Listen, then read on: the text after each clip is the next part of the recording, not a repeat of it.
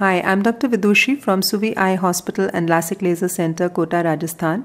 And in this video, we discuss the use of intracameral antibiotics and whether they have a role in the prophylaxis of postoperative endophthalmitis following cataract surgery. Now, one of the major evidences for the use of intracameral antibiotics for prevention of postoperative endophthalmitis came from the ESCRS study group, which used intracameral cefuroxime in their study, and they found a significant decrease in the incidence of postoperative endophthalmitis after the use of intracameral antibiotics. Most of these studies have found a significant decrease in the incidence of postoperative endophthalmitis, and since fourth-generation fluoroquinolones are considered to be a superior drug as compared to cefuroxime, it is generally assumed that this drug would be a better choice for intracameral use.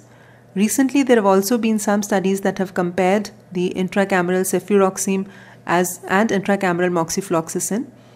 And even though a large number of cases are needed to find a significant decrease in the incidence of a condition that is already very low, generally people have observed that intracameral moxifloxacin gives superior results as well as vancomycin.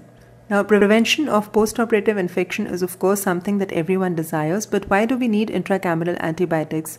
The condition of postoperative endophthalmitis already has a very low incidence, and we need to observe all the other standard protocols for preventing postoperative infection in addition to the use of intracameral antibiotics. However, intracameral antibiotics offer an added protection, especially when we have bulk surgeries to do, in conditions where preoperative screening and preparation is a challenge because of the high number of surgeries or sometimes is less than adequate, and also to provide additional protection because there are many other factors that can have a role, and therefore using intracameral antibiotics gives us an added protection in prevention of postoperative endophthalmitis. This, however, in no way means that we can compromise on the safety elsewhere, but it is just that sometimes, despite our best efforts, lacunae may remain, and even if there are no lacunae, it is good to have an additional protection in the form of intracameral antibiotics. The intracameral route is good because it provides immediate high antibiotic levels much above the minimum inhibitory concentrations, which are sustained in the aqueous for a period of time that is adequate to provide postoperative prophylaxis. There are less chances of the development of bacterial resistance through this route, and it gels well with the cataract surgery that we perform, where at the end of the cataract surgery we can give the intracameral injection. The current protocol at our hospital for prevention of infection is to use preoperative moxifloxacin eye drops, the self-preserved variety. We use 4 drops at an interval of 15 minutes each. We also use a 5% solution of betadine in the conjunctival sac 10 minutes preoperatively, and then while preparing and draping the patient, we use 10% betadine to prepare the eye and the periocular area. And we must remember that we must give at least 3 minutes for this betadine to dry before the betadine can have its action. At the end of the cataract surgery, we use preservative-free moxifloxacin intracamerally 0.1 ml or 500 micrograms. The dosage that has been used for intracameral moxifloxacin ranges from 100 to 500 micrograms. Different authors have used it differently. Some people use a diluted 0.1% solution and inject it intracamerally to give a dose of 100 micrograms and 0.1 ml.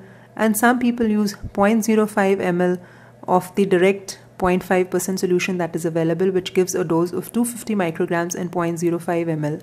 However, the 500 micrograms does not require any dilution and has been used in many studies and is found to be safe. And this is what we use, that is 0.1 ml of 0.5% solution, which gives a dosage of 500 micrograms. And then again, we use moxifloxacin eye drops postoperatively for a period of at least 30 days. This video shows the use of intracameral moxifloxacin available as pre-filled syringes specifically for the use after cataract surgery. These pre-filled syringes have recently become available in the form of 4-quin PFS from the Entod Pharma company, and they have been designed specifically for the intracameral use for prevention of postoperative endophthalmitis.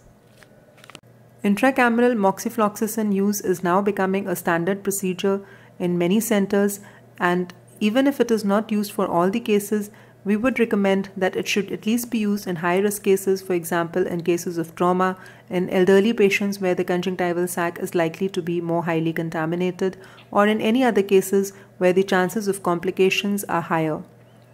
Thank you.